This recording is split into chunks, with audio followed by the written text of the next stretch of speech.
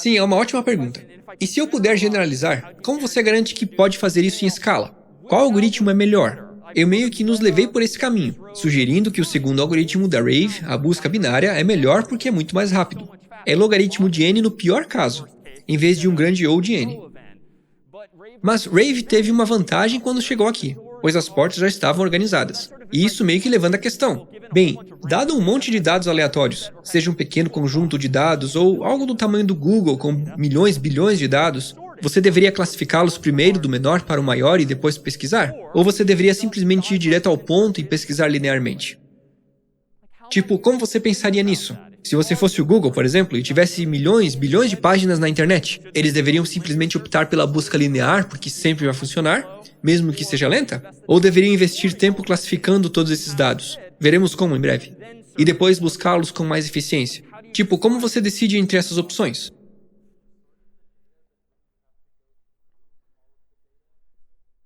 Sim, se você tivesse que classificar os dados primeiro. E ainda não sabemos formalmente como fazer isso. Mas, obviamente, como humanos, provavelmente conseguiríamos descobrir. De qualquer forma, você precisa analisar todos os dados. Então, você está meio que perdendo tempo se estiver organizando tudo só para depois ir procurar. Mas talvez dependa um pouco mais. Tipo, isso é absolutamente verdade. E se você está apenas procurando por uma coisa na vida, provavelmente é perda de tempo organizar e depois pesquisar. Porque você está apenas adicionando tempo ao processo.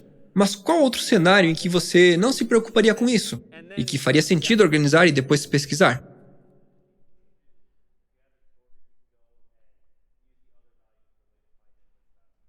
Sim, exatamente. Então, se o seu problema for semelhante ao do Google, onde há mais de um usuário pesquisando em mais de uma página de site, provavelmente você deve arcar com o custo inicial e organizar tudo, porque cada solicitação subsequente será cada vez mais rápida.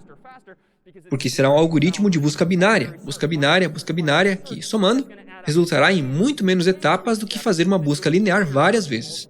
Então, novamente, depende do caso de uso e da importância disso. Isso acontece até mesmo em contextos do mundo real. Lembro-me sempre da minha pós-graduação, quando eu estava escrevendo um código para analisar um grande conjunto de dados. E honestamente, na época era mais fácil para mim escrever um código bastante ineficiente, mas esperançosamente correto, porque sabe de uma coisa? Eu poderia simplesmente dormir por 8 horas e deixá-lo analisar este conjunto de dados enorme. Não precisaria me preocupar em escrever código mais complexo para classificá-lo, só para executá-lo com mais eficiência. Por quê? Porque eu era o único usuário e só precisava executar essas consultas uma vez. E essa era uma abordagem razoável. Razoável até eu acordar 8 horas depois e meu código estar incorreto. E agora eu tinha que passar mais 8 horas executando novamente depois de corrigi-lo. Mas mesmo aí, você vê um exemplo em que qual é o recurso mais precioso? É o tempo de executar o código? É o tempo de escrever o código? É a quantidade de memória que o computador está usando? Começaremos a falar sobre todos esses recursos, porque depende muito dos seus objetivos. Alguma dúvida sobre limites superiores, limites inferiores, ou cada uma dessas duas buscas, linear ou binária?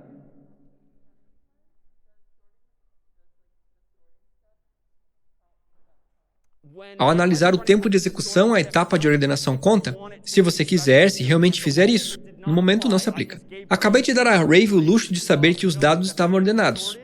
Mas se eu realmente quisesse cobrá-la pelo tempo que levou para encontrar o número 6, eu deveria ter somado o tempo de ordenação com o tempo de busca. E de fato, é por esse caminho que vamos seguir. Por que não seguimos em frente e seguimos o ritmo de antes?